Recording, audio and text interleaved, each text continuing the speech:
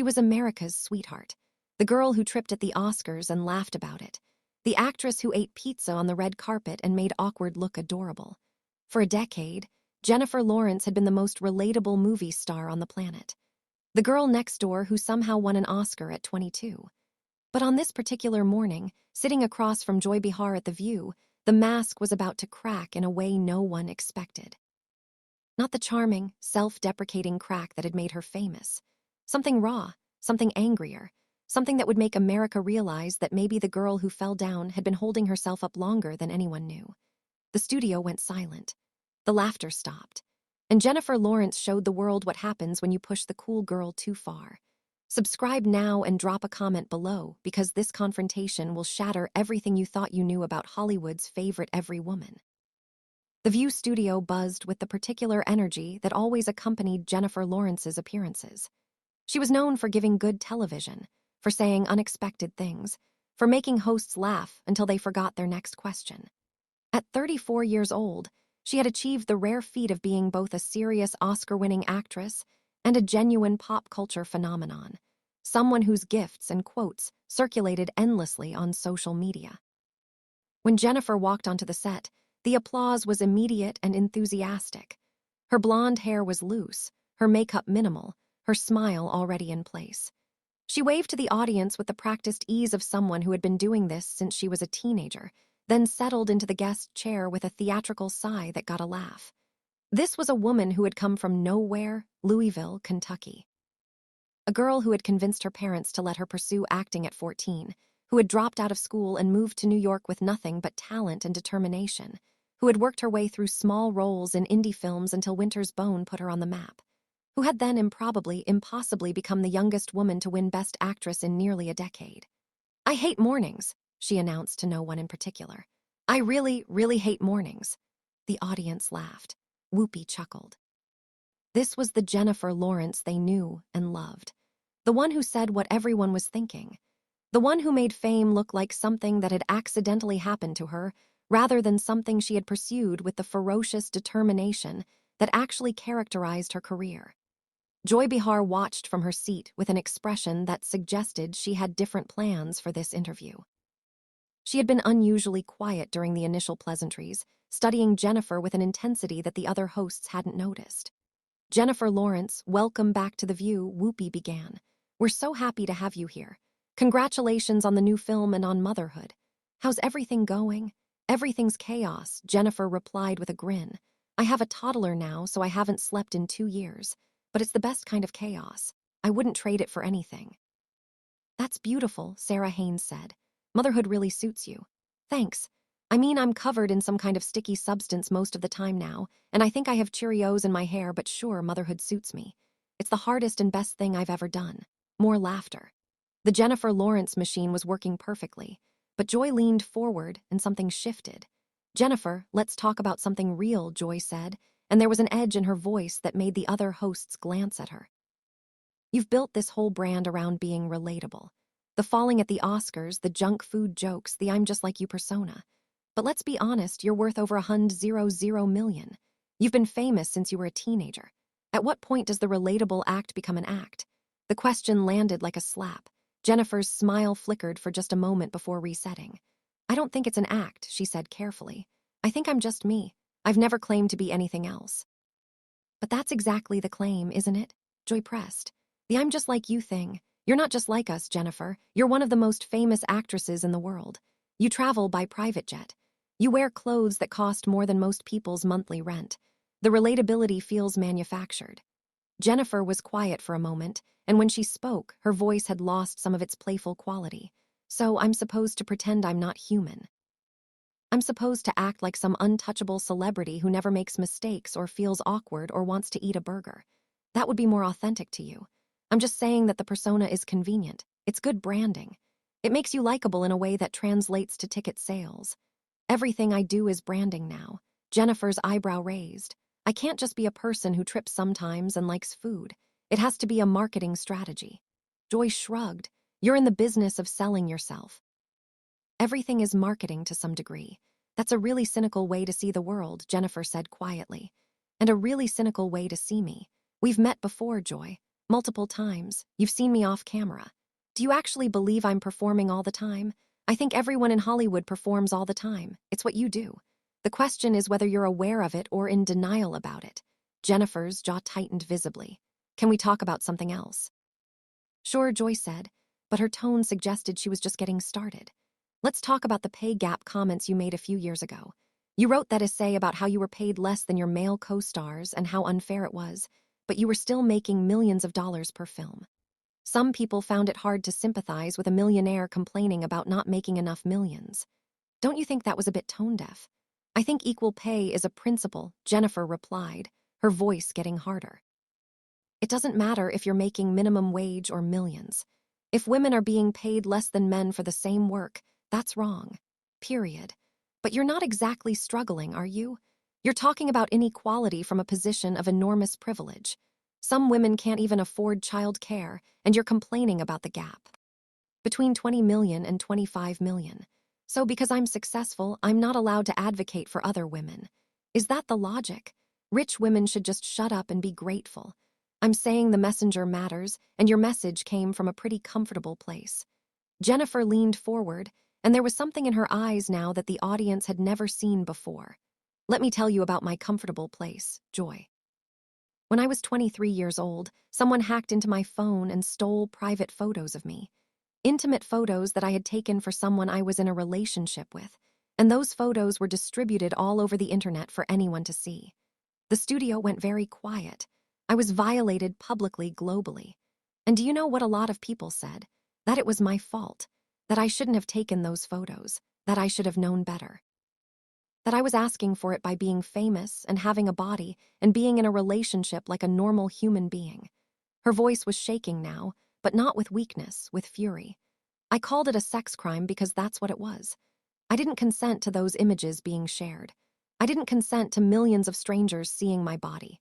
But instead of being treated as a victim, I was treated as a cautionary tale. This is what happens when you're careless. This is what you get for being famous, as if my privacy was something I had forfeited by being an actress. She paused, collecting herself. Do you know what that does to a person? To know that anyone you meet might have seen you in your most vulnerable moments. To wonder every time someone looks at you if they're seeing an actress or if they're seeing those photos. I had to keep working, keep smiling, keep being America's sweetheart while carrying that violation inside me every single day. She took a breath, steadying herself. So when you talk about my comfortable place and my privilege, remember that my body was turned into public property without my consent. Remember that I had to sit in rooms with executives and pretend everything was fine while knowing they had probably seen me naked. Remember that I was the victim of a sex crime and half the world blamed me for it. Joy seemed momentarily taken aback, but she recovered. That was terrible, and I'm sorry it happened to you, but it's not really relevant to the pay gap discussion. It's relevant to everything. Jennifer cut her off because it's all connected. The way women are treated in this industry, the way our bodies are commodified, the way we're told to be grateful for whatever we get and not complain, the way we're supposed to smile and be relatable and never show that anything bothers us because then we're difficult or tone-deaf, or whatever label makes it easier to dismiss us. She stood up abruptly, and the movement seemed to surprise even her. I've spent my entire career trying to be likable, trying to be the cool girl who doesn't take herself too seriously, trying to make everyone comfortable. And you know what I've learned? It doesn't matter. People will still find reasons to tear you down. They'll say your personality is fake. They'll say your advocacy is privileged. They'll say you deserve to have your privacy violated because you're famous. She paced slightly, her energy too big to contain in that chair. Do you know what the cool girl costs? It costs you the right to be angry. It costs you the right to be hurt. It costs you the right to have boundaries.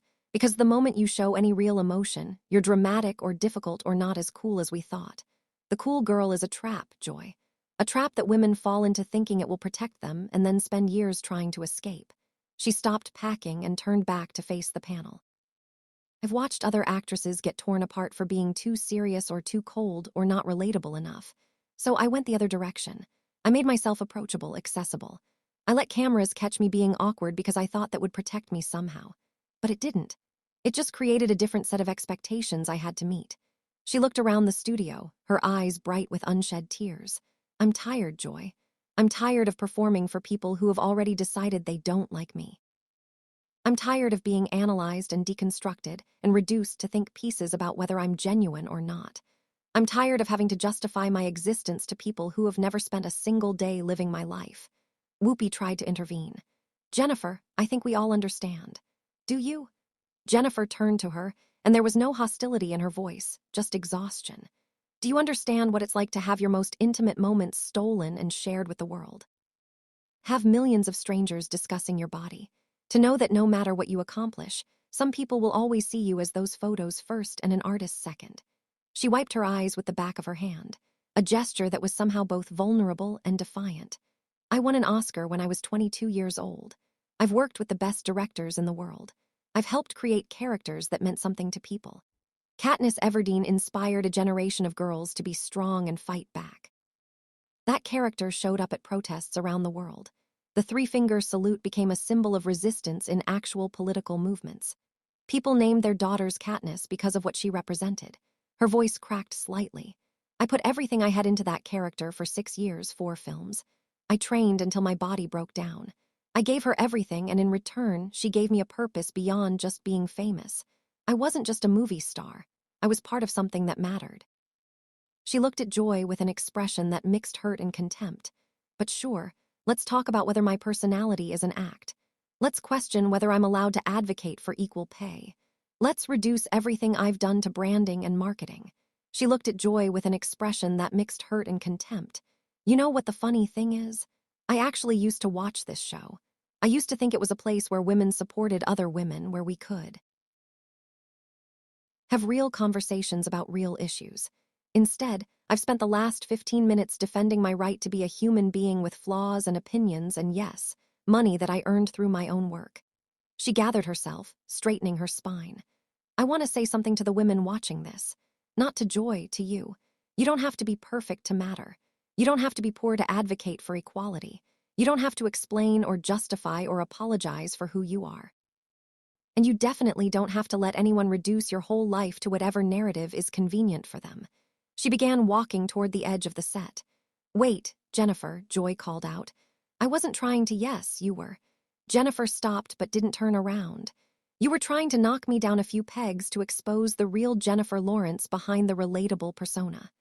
Well, congratulations. Here she is, a woman who's been through more than you'll ever know, who's worked harder than you can imagine, and who is absolutely done pretending to be okay with being torn apart for entertainment. She turned back one final time, and her voice was calmer now, almost sad. I became famous when I was a teenager. I've spent my entire adult life in the public eye. Every mistake I've made has been documented. Every relationship has been dissected. Every pound I've gained or lost has been commented on. And through all of it, I've tried to stay positive, to laugh at myself, to be the person people wanted me to be. She paused, her voice wavering. I've dated people and watched those relationships become tabloid fodder. I've been criticized for being too skinny and too fat, sometimes in the same week. I've had my fashion choices mocked, my political opinions dismissed, my acting ability questioned by people who have never made anything in their lives. She shook her head slowly. But I'm 34 now. I'm a mother. I have a son who will someday Google his mother's name and find all of this. And I don't have the energy to perform relatability for people who have already decided I'm fake. You want the real me? The real me is tired. The real me is hurt. The real me has been through things that would break most people and has somehow kept showing up anyway. She looked at Joy with something approaching pity. I hope this was worth it. I hope whatever ratings boost you get from Jennifer Lawrence loses it on The View is worth what you've shown about yourself today, because you've shown that, even in a space created for women by women, we're still not safe from each other. And with that, Jennifer Lawrence walked off the set of The View, leaving behind a studio that felt like it was still processing what had just happened. The cameras kept rolling, capturing Joy's expression as it cycled through surprise, defensiveness, and finally something that might have been regret. She had wanted to deconstruct a carefully built image. Instead, she had provided the platform for that image to be torn down by the only person who had the right to do so. Whoopi was shaking her head slowly, her expression unreadable. Sarah looked like she was about to cry, her hand pressed to her chest. The audience sat in stunned silence. all the warmth and laughter of the opening minutes now feeling like it had happened in a different universe. What had started as another charming Jennifer Lawrence appearance had become something else entirely. A reckoning. A woman finally saying out loud what she had probably been holding inside for years. The exhaustion of performing perfection, the frustration of being analyzed constantly, the deep lasting wound of having her privacy violated and being blamed for it. The aftermath of that interview would dominate social media for days. The clips would be shared millions of times. Women would post their own stories of being told they were too privileged to complain, too successful to struggle, too public to deserve privacy. Jennifer Lawrence had intended to promote a film. Instead, she had sparked a conversation about everything women in the spotlight were expected to endure and smile through. The hashtag #Stand with Jennifer would trend for 3 days. Women in industries far from Hollywood would share their experiences of being violated, blamed, dismissed. Of being told their success meant their pain didn't count, of being expected to perform gratitude for every opportunity while swallowing every indignity. Joy Behar would face criticism that would take weeks to die down. Questions would be raised about the show's approach to female guests, about whether tough questions had become code for tearing women down, about whether the pursuit of viral moments had replaced genuine conversation. A petition calling for her to apologize would gather hundreds of thousands of signatures. And Jennifer Lawrence would do something she had never done before. She would go quiet. No social media posts, no clarifying statements, no apology tour, just silence from a woman who had finally said everything she needed to say and had nothing left to prove to anyone. Some would criticize her for being dramatic, for not being able to take the heat. But many more would recognize what they had witnessed for what it was. Not a meltdown, a breakthrough. A woman finally dropping the mask she had been expected to wear and showing the cost of wearing it for so long. For those who had grown up with her, who had watched her become a star in real time, who had felt like they knew her because she had seemed so open and honest, there was something both heartbreaking and liberating about what they witnessed. The mask had finally dropped, and behind it wasn't a fraud or a phony. Behind it was a woman who had been carrying more than anyone knew, and who had finally run out of strength to carry it silently. That was the real Jennifer Lawrence. Not the falling, laughing, pizza-eating girl that America had fallen in love with, but the woman underneath all of that, stronger than the persona, more complicated than the brand, and absolutely finally done pretending otherwise. What do you think about this incredible confrontation? Was Joy Behar out of line, or was she just doing her job? Drop your thoughts in the comments below, and make sure to subscribe for more stories that will absolutely leave you speechless.